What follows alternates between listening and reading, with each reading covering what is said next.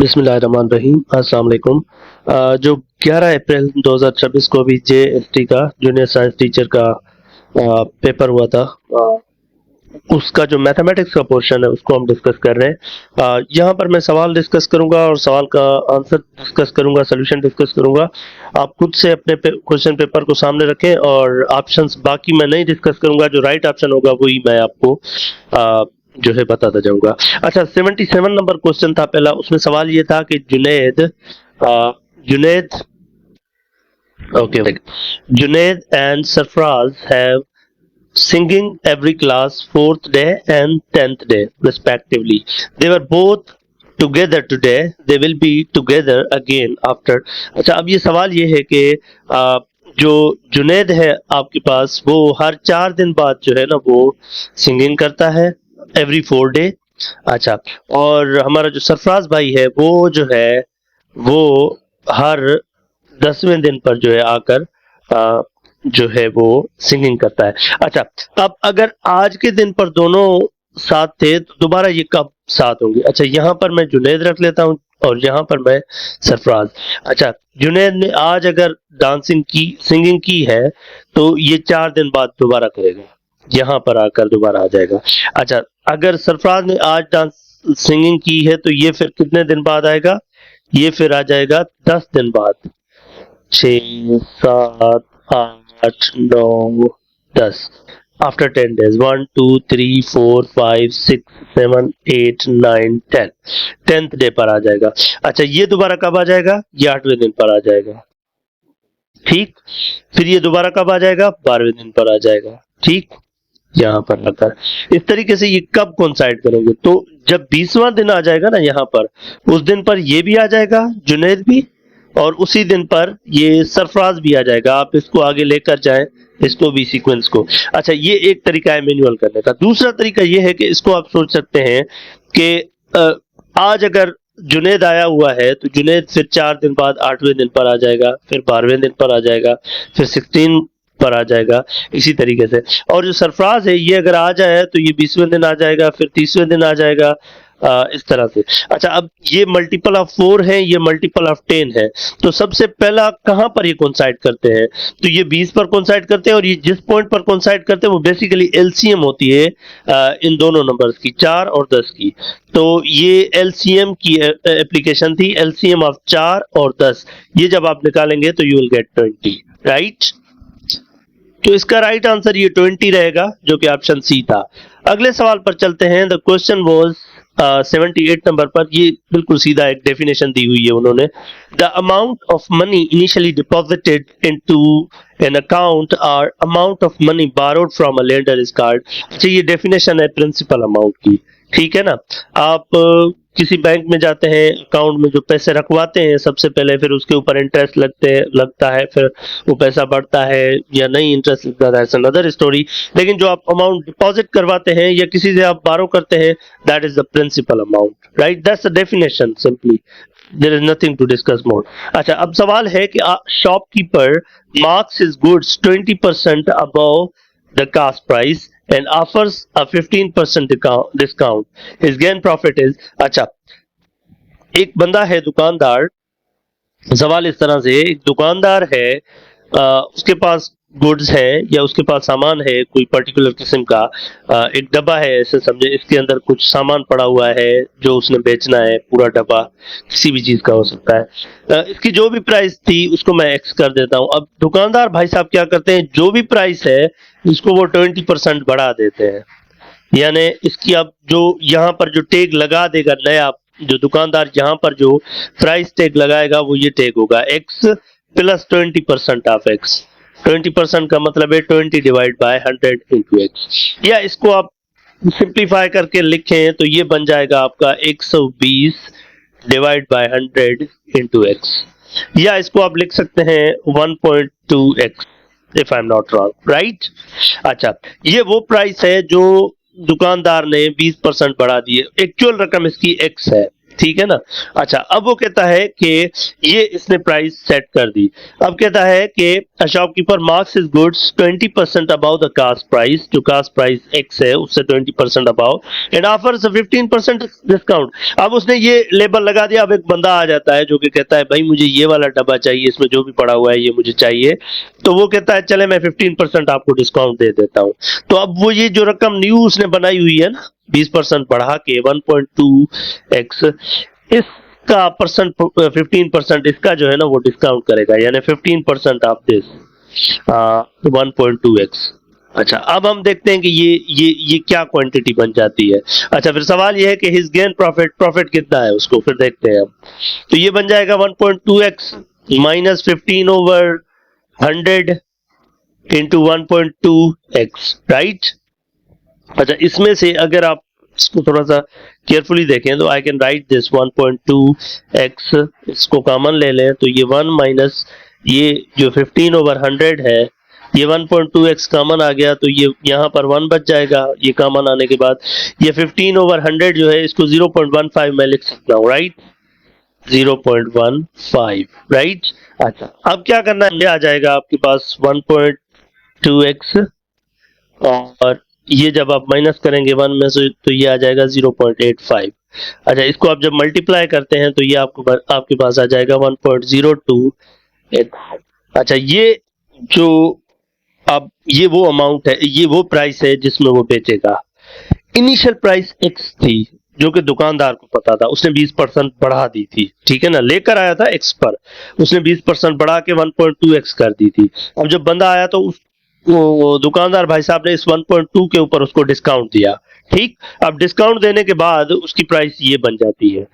तो अब सवाल ये कि गेन कितना है। तो ओरिजिनल प्राइस तो हमारी x थी, तो गेन परसेंटेज फाइंड करने के लिए ये जितने में हमने सेल किए 1.02x, उसमें से जितने का हमने खरीद किया था वो माइनस कर लेते हैं, सॉरी यस, सो ये सेलिंग प्राइस है, ये कास्ट प्राइस थी, और डिवाइड बाय ये कास्ट प्राइस, या आप कहते हैं कि ये जो आपके पास चेंज आ रही है, जितना आप प्रॉफिट ले रहे हैं ये प्रॉफिट है, उसको जितने में खरीदा था वो डिवाइड करके मल्टीप्लाई बाय हम 100 करेंगे, ठीक। तो ये बन जाएगा हमारे पास 0.02 इंटू 100, सिंप्लीफाई करेंगे जब आप, ठीक। तो ये बन जाएगा आपके पास 2%, राइट, यहाँ परसेंट भी, right. So it's going to be 2%। ये एक तरीका है जिसमें एक्स इन्वॉल्व है। दूसरा तरीका ये हो सकता है जो कि आसान भी है कि क्योंकि अब आपको कास्ट प्राइस नहीं पता तो आप अज्यूम करें कि आपकी जो कास्ट प्राइस है वो 100 है। जब आपकी कास्ट प्राइस 100 है फिर आप 20% बढ़ा देते हैं तो वो सपोज कर ले वो 120 हो जाती है। फिर आप इसी 120 पर 15% इसका निकालते हैं जो कि 18 रुपए आ जाता है। तो अब 120 में से ये 18 माइनस करें तो 102 में आप बेच रहे हैं। 102 में आप बेच रहे हैं तो आपने सपोज की हुई है प्राइस 100, मैंने एक्स की दी, यहाँ 100 है। अच्छा, 100 जो है ये प्राइस है जिसमें खरीद किया हुआ है, 102 में बेच रहे हैं तो 2 रुपए का मुनाफा है। फिर वो परसेंटेज वाला फार्मूला लगाए तो ये 2% आ जाएगा, right. I'm sure you got the point. So the right answer will be B, which is 2%. Let's move to question number 80. Question 80 said the degree of the term 5x square y z is, अच्छा इसमें बस variables की degrees को आप add करेंगे so you will get 4. x की degree 2 है, y की 1 है, z की 1 है, तो ये आपस में ऐड करके जो टोटल डिग्री है वो ये आपके पास मिल जाएगी। अच्छा, 81 is the point of intersection of all three internal bisectors of the angles is called, अच्छा सवाल है the point of intersection of all three internal bisectors of the angle is, center की definition है the point where the three angle bisectors of a triangle meet is the incenter। angle bisector का मतलब होता है कि ये मिसाल के तौर पर ये आपके पास एक ट्राइंगल है, इस ट्राइंगल की 3 एंगल है ना, ये भी एंगल है, ये भी एंगल है, ये भी एंगल है, तो इस एंगल को जो हाफ करता है ना that is the angle bisector. तो अब 3 एंगल बाइसेक्टर हैं, वो तीनों एक पॉइंट पर मिलेंगे तो इसको इंसेंटर कहा जाता है और ये इन सर्कल का सेंटर भी होता है। So that's also the definition that you can check. अच्छा, 82 में there are 60 passengers in the first cabin of the train, 100 in the second and 140 in the third cabin. Number of passenger in the 16th cabin is, ये arithmetic progression है। ये जो पहला जो cabin है train का उसमें 60 बंदे बैठे हैं, दूसरे में 100 बैठे हैं, तीसरे में 140 बैठे हैं, चौथे में कितने होंगे 180 होंगे क्योंकि 60-60 40-40 बढ़ रहे हैं। चलते चलते वो कह रहा है कि 16th नंबर केबिन जो है हमारा, इसमें कितने बंदे आएंगे। यानी पहला केबिन था 60 बंदे, दूसरा केबिन था 100, तीसरा केबिन था 140, फिर चौथा केबिन आएगा उसमें 180 आएंगे क्योंकि 40 बढ़ रहे हैं ना। तो चलते चलते यहाँ पर 16 नंबर पर जो केबिन आ जाएगा, ये पहला है, ये दूसरा, ये तीसरा है, चौथा, 16th नंबर पर जो केबिन आएगा इसमें कितने बंदे बैठे होंगे। तो ये 16th टर्म हमें फाइंड करना है अर्थमेटिक प्रोग्रेशन का। पहला टर्म हमारे पास 60 है जिसको हम ए कहते हैं, और इसका कॉमन डिफरेंस यानी हर दो टर्म के दरमियान जो फर्क है वो 40 का है। आप निकाल सकते हैं 100 में से 60 माइनस करेंगे तो 40 आ जाएगा, जो कि यहाँ पर भी निकाला हुआ है। तो अच्छा, उसके बाद हमें कौन सा जो है ना वो केबिन है जिसके अंदर बंदों की तादाद फाइंड करनी है, तो वो 16 है, तो n की वैल्यू हम 16 रखते हैं। तो हमारे पास एक फार्मूला होता है अर्थमेटिक प्रोग्रेशन का फर्स्ट ईयर की बुक में, जो कि होता है an is equal to a plus n minus 1 ज़रब d। अच्छा, अब n की जगह 16 यानी a 16, a की जगह आ जाएगा ये 60, ठीक है, ये 60 हम रखेंगे a की जगह, n की जगह 16 रखेंगे और -1 करेंगे, और d की जगह हम 40 रखेंगे, और इसी तरीके से ये तो हो जाएगा 60 प्लस ये 15 को 40 से ज़रब कर लेते हैं हम, 40 ज़रब 15, ये बन जाएगा, ये if I am not wrong it is 600, right. So ये 600 आ जाएगा, तो ये 660 इसका जवाब होना चाहिए, यानी 660 बंदे होंगे। अच्छा, अगर आपको अगर ये अर्थमेटिक प्रोग्रेशन नहीं आती तो ये आप 40-40 जोड़ करते जाएं। यहाँ पर पहले में आपके पास 60 आए, फिर आपके पास 100 आए, फिर 40 बढ़ाए 140, फिर आएगा 180, फिर आएगा 220, फिर आएगा 260, फिर आएगा 300, फिर आ जाएगा आपके पास 340, फिर 380, फिर आ जाएगा आपके पास 420, फिर आ जाएगा आपके पास 460, फिर आपके पास आ जाएगा 500, फिर आपके पास आ जाएगा 540, if I am not wrong, फिर आपके पास आ जाएगा 580, फिर आपके पास आ जाएगा 620, फिर आपके पास आ जाएगा 660। अब यहाँ पर आपको टर्म भी काउंट करते जाना है, 1 2 3 4 5 6 7 8 9 10 11 12 13 14 15 16, ओ सॉरी, 1 2 3 4 5 6 7 8 9 10 11 12 13 14 15 16 नंबर पर ये 660 आ जाएगा। यू कैन डू दैट, वो थोड़ा टाइम टेकिंग था but you could do that as well. Next question is surface area of cube shaped cartoon of soaps with a length of an edge 5 units is. अच्छा, एक cube type का डब्बा है, cartoon है जिसके अंदर जो है ना वो साबुन पड़े हुए हैं, सोप्स पड़े हुए हैं, उसका हमें सरफेस एरिया चाहिए। सरफेस एरिया का मतलब है जो बाहर वाला उसका एरिया होता है, ठीक है। ये इस तरह से ये एक आपके पास डब्बा है, उस डब्बे की जो बाहर का जो एरिया है वो हम फाइंड करना, जो उसका फार्मूला ये है 6 इंटू साइड का स्क्वायर। तो 6 इंटू साइड ये क्या है, where is the side of the length, तो साइड हमारे पास 5 आ रही है तो उसका स्क्वायर करके आप निकालेंगे तो 150 आ जाएगा। Square unit, square is the because we are talking about area so we have to put a square, so इसी तरीके से ये भी हो जाएगा। अच्छा, उसके बाद है क्वेश्चन नंबर 84।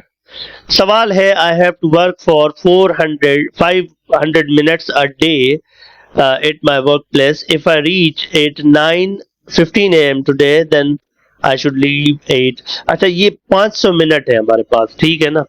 अच्छा, 500 मिनट काम करना है हमें, और जो बंदा 9:15 पर आ गया है उसको 500 मिनट काम करना है, तो 500 मिनट को पहले हम घंटों में तब्दील करते हैं। तो जब आप 500 मिनट को घंटों में तब्दील करेंगे तो आप क्या करेंगे, 500 को डिवाइड करेंगे 60, ठीक। सो 500 डिवाइड बाय 60, ठीक। ये आप इसको निकालेंगे तो ये आपके पास जो आंसर आ जाएगा कितना टाइम्स टेबल जाएगा, 8। अच्छा, जब आप इसको 50 को 6 से डिवाइड करें तो ये 8.3333 आ जाएगा इस तरह से, ठीक है। अच्छा, ये इसका मतलब है 8 घंटे पूरे हैं, बाकी 0.33333 ये एक घंटे का कौन सा हिस्सा बनता है? एक घंटे में कितने मिनट होते हैं? 60, तो 0.3333 ऑफ 60 आप निकालेंगे तो ये अप्रोक्सीमेटली 20 मिनट्स बन जाएंगे। ठीक है, तो ये 8 घंटे और 20 मिनट्स काम कर रहे हैं आप। अच्छा, इसका मतलब है 9:15 पे आए हैं तो आप उसमें 8 घंटे जोड़ करें तो ये 5:15 हो जाएंगे शाम के। ठीक, 9 हो रहे हैं ना, 9:15 हो रहे हैं, तो उसमें अगर 8 जोड़ करेंगे तो ये 5:15 हो जाएंगे शाम के। ये सुबह के 9:15 है, उसमें 8 घंटे आपने काम किया तो ये 5 घंटे और 15 मिनट। लेकिन 20 मिनट और भी हैं काम में, तो वो इसके अंदर जोड़ कर लेंगे 15 मिनट के अंदर, तो ये 5:35 मिनट तक आपको काम करना पड़ेगा। The right answer would be the option D. So next question is 85. वो कह रहा है the price of a milk and wheat are in the ratio of 3:2. Right? The question is कि आपके पास जो मिल्क है और व्हीट है, इनकी जो प्राइसेस हैं वो 3:2 में है। If the price of wheat is increases by 50%, then the ratio will be, suppose कर लेते हैं इस वक्त जो व्हीट की प्राइस है वो W है और जो मिल्क की प्राइस है वो M है। ठीक, तो ये W ratio wheat ratio M की बात कर रहे हैं हम, सॉरी मिल्क रेशो व्हीट की बात कर रहे हैं हम। व्हीट की प्राइस मिल्क की प्राइस M है, व्हीट की प्राइस W है, तो ये मिल्क रेशो व्हीट जो है वो 3:2 है, जिसको आप M/W करके बराबर लिख सकते हैं 3/2, या यहां से आप अगर चाहें तो W की प्राइस निकाल लें। W इधर चला जाएगा, ये 2 इस साइड आ जाएंगे, 3 नीचे आ जाएंगे, तो ये 2/3 M हो जाएगा। जस्ट हमने इसको रिवर्स किया। अच्छा, अब व्हीट मिल्क की प्राइस को कुछ नहीं हो रहा है, वो कह रहा है प्राइस जो है व्हीट की वो 50% बढ़ने जा रही है। अच्छा, व्हीट की प्राइस को हमने W कहा, तो जो न्यू प्राइस होगी व्हीट की, न्यू प्राइस जो व्हीट की होगी उसको मैं इस तरह से लिख लेता हूं, व्हीट W, यहां पर ऐसे ही यू डैश कर लेते हैं, ये न्यू प्राइस है मेरी, किसकी? व्हीट की। अच्छा, ये जो न्यू प्राइस है, ये जो पहले W प्राइस थी व्हीट की उसका 50% बढ़ा दे, यानी इसमें इसी का 50% आप जोड़ कर, ठीक, तो ये न्यू प्राइस हो जाएगी व्हीट की, जो कि W प्लस ये 50% का मतलब है 50 डिवाइड बाय 100 ऑफ W। ठीक, ये जिसको आप लिख सकते हैं, क्या लिख सकते हैं आप इसको लिख सकते हैं is going to be W plus 1/2W, या आप इसको आप लिख सकते हैं 3W/2 ऐसे। ठीक, अच्छा, ये हो गई न्यू व्हीट की प्राइस, यानी व्हीट की जो नई रकम है वो ये है। अच्छा, अब मिल्क की प्राइस को कुछ नहीं हुआ, अब हम रेशो निकालते हैं। अब व्हीट की नई प्राइस का मिल्क के साथ रेशो, M की प्राइस वही है, ठीक है ना, तो इस W प्राइम की वैल्यू यहां से मैं रख लेता हूं, जो कि आ जाती है 3/2 W रेशो, यहां पर M है, लेकिन ये जो W है इसकी वैल्यू है 2/3M, तो यहां पर वो वैल्यू आप रख देंगे 2/3M इंटू ये M, तो ये कैंसिल आउट हो जाएंगे आपस में, तो ये आ जाएगा M/M, इसका मतलब है 1:1, तो आंसर होगा 1:1। एक तरीका ये था। दूसरा तरीका ये है, क्योंकि आपको पता है कि व्हीट और मिल्क जो है वो मिल्क रेशो व्हीट जो है वो आपको गिवन है 3:2, तो इसका मतलब कोई एक ऐसा नंबर है x जिससे मल्टीप्लाई, क्योंकि ये सिंप्लीफाइड रेशो है, तो एक ऐसा x है जिससे मल्टीप्लाई करेंगे तो ये मिल्क की रकम है, और उससे उसी से मल्टीप्लाई करेंगे तो व्हीट, तो मिल्क की प्राइस 3x हम उसी x से मल्टीप्लाई करके रख सकते हैं, व्हीट की उसी x से मल्टीप्लाई करके रख सकते हैं। फिर आपके पास जो व्हीट की प्राइस चेंज हो रही है, ओल्ड प्राइस जो है उसकी 2x है और 50% उसका इंक्रीज करेंगे हम, ये 2x और 50% ऑफ 2x इंक्रीज करके न्यू व्हीट की प्राइस ये ले आएंगे 3x। अच्छा, अब न्यू रेशो बनाएंगे हम, मिल्क पहले ही हमारे पास 3x था, व्हीट की हमने न्यू प्राइस जो ली वो 3x आ रही है, तो 3x/3x 1:1, तो इस तरीके से भी आप इसको टैकल कर सकते थे, क्रैक कर सकते थे, right? Okay, fine, cool. When a die is rolled twice, the number of sample points will be, अच्छा, एक डाई का वो छिक्का होता है ना जो हम लूडो में खेलते हैं, ये उसकी बात हो रही है। अच्छा, तो वो कह रहा है कि एक डाई है वो ट्वाइस रोल हो रहा है, तो उसमें सैंपल स्पेस क्या बनेगा? सैंपल स्पेस का मतलब है कि जब भी आप कोई तजुर्बा कर रहे होते हैं, एक्सपेरिमेंट कर रहे होते हैं, तो उस एक्सपेरिमेंट के जो रिजल्ट आने होते हैं, जो पॉसिबल रिजल्ट क्या क्या आ सकते हैं, उन सारों का जो सेट बनता है उसको हम सैंपल स्पेस कहते हैं। ठीक है ना? मिसाल के तौर पर एक मिसाल देता हूं, आपके पास आपके हाथ में एक कोइन है जिसके ऊपर जंगे से चढ़ रहे भूत चौंदा है सिंधी में। सो लाइक मास्क होती है और दूसरी साइड पे आपके पास मून होता है जिसको आप हेड कहते हैं, एक साइड को, दूसरी साइड को आप टेल कहते हैं। तो अब आपके हाथ में अगर एक कॉइन है, उसको आप ऊपर जब हवा में छोड़ते हैं फिर उसको नीचे आना होता है, तो दो पॉसिबिलिटीज होती है, या तो हेड आएगा या टेल आएगा। ठीक, अगर दो कॉइन होते तो हो सकता है एक पर हेड आ जाता, दूसरे पर टेल, या दोनों पर हेड, या पहले पर टेल दूसरे पर हेड, या दोनों पर टेल। ये चार पॉसिबिलिटीज थी, ये सेट बन जाएगा सैंपल स्पेस। इसी तरीके से अब यहां पर सिनारियो जो है, यहां पर हमारे पास एक डाई है, डाई का मतलब है एक सिक्का है, उसको हमने ट्वाइस रोल करना है। तो सपोज करें जब आपने पहली बार उसको डाई को रोल किया तो सिंधी में दानी अची हुई, वन आ गया। ठीक, लेकिन उस वन के साथ दोबारा आपने जब रोल किया, हो सकता है इस वन के साथ दोबारा वन आ जाए, या हो सकता है पहली बार वन आया था दूसरी बार टू आ जाए, या हो सकता है पहली बार वन था फिर थ्री आ जाए, या वन के साथ फोर आ जाए, या वन के साथ फाइव आ जाए, या फिर वन के साथ सिक्स आ जाए। तो अगर पहला छिक्का आपको वन देता है तो उसके साथ बाकी जो दूसरा है वो वन भी दे सकता है, टू भी, तीन भी, चार भी, पांच भी, छह भी। So there are six possibilities जब पहला छिक्का आपको वन देता है। अगर पहला छिक्का टू दे रहा है तो फिर भी आपके पास छह पॉसिबिलिटी है, क्योंकि पहला छिक्का दो दे रहा है, दूसरा वन दे सकता है, फिर दो दो आ सकते हैं इसी तरीके से, फिर ये भी छह हो जाएंगे, फिर तीसरा छिक्का भी इसी तरीके से छह पॉसिबिलिटीज, चौथा भी छह पॉसिबिलिटीज देगा, पांचवा जब पांचवी यानी कि अगर पांच आ जाते हैं पहले छिक्के में तब भी छह पॉसिबिलिटीज दोबारा बन जाएंगी, और अगर पहले छिक्के को जब आप रोल करते हैं छह आ जाते हैं तो फिर दोबारा उसके साथ भी छह पॉसिबिलिटीज इस तरह से बनती जाएंगी। तो ओवरऑल ये जब आप काउंट करेंगे तो ये सारे 36 बन जाएंगे। सी राइट आंसर, राइट। सो ये पूरा सैंपल स्पेस बनेगा कि जब आप एक डाई को दो बार रोल करते हैं तो कितनी पॉसिबिलिटीज बनती हैं। सो वो जो पॉसिबल आउटकम्स हो सकते हैं वो आपके पास 36 हो सकते हैं। देयर इज अनदर क्वेश्चन जो क्या है 87। सवाल यह है, if the increase in one quantity causes a decrease in another quantity then they are in the, अच्छा, एक क्वांटिटी के बढ़ने से दूसरी अगर कम होती है तो ये इनवर्स प्रोपोर्शन है, ये डेफिनेशन है। अगर एक के बढ़ने से दूसरी बढ़ जाए तो वो डायरेक्ट रिलेशन है, अगर एक के कम होने से दूसरी कम हो जाए तो वो भी इनवर्स रिलेशन है। ठीक है ना?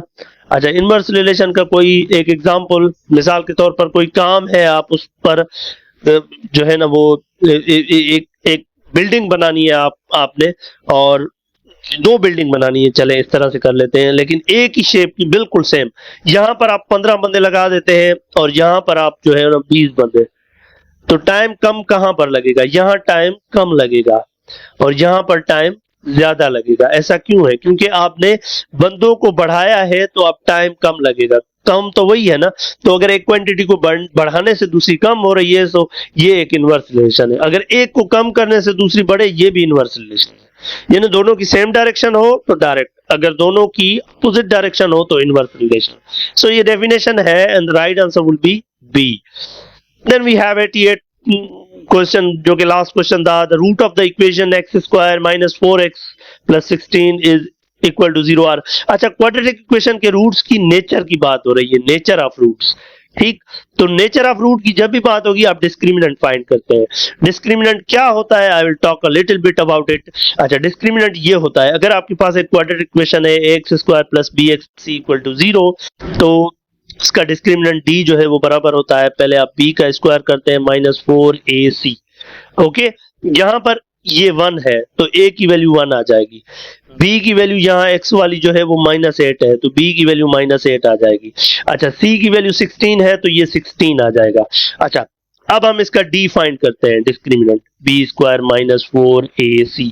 वैल्यू पुट करेंगे, b की जगह -8, इसका स्क्वायर -4, a की जगह 1, c की जगह 16, -8 का स्क्वायर करेंगे 64 आ जाएगा। 4 times 16 it's also 64 and you get 0। अच्छा, अब यहाँ नेचर ऑफ रूट पर कमेंट है, अगर आपका जो डिस्क्रिमिनेंट है वो पॉजिटिव है तो हम कहते हैं कि रूट्स जो है वो रियल भी है और डिस्टिंक्ट भी है। रियल एंड डिस्टिंक्ट यानी दोनों रियल है और दोनों मुख्तलिफ भी है। और अगर डिस्क्रिमिनेंट लेस देन 0 है तो हम कहते हैं roots are imaginary. Sorry complex root आप कहेंगे, कॉम्प्लेक्स, ठीक। अगर d इक्वल टू 0 आ जाता है तो रूट्स जो है वो रियल भी होंगे और इक्वल भी। Roots are real and equal, right. अच्छा, और पॉसिबिलिटीज होती हैं जब, तो आप ये खुद टॉपिक को एक्सप्लोर करें इसी मेरे चैनल के ऊपर। अगर आप कैलकुलस के रेस में जाते हैं तो इसके ऊपर एक अच्छी खासी नेचर ऑफ रूट पर डिस्कशन है मेरी STHP की बुक से, तो वहां से आप डिस्कस कर सकते हैं। I request you to share this with your friends. अच्छा, तो इसमें d क्योंकि 0 आ रहा है तो ये रियल एंड इक्वल रूट हो जाएंगे, तो ये ए ऑप्शन हो जाएगा इसका। So at the end of this I would like to request to share this with your friend to support. Thank you and good luck for your upcoming test.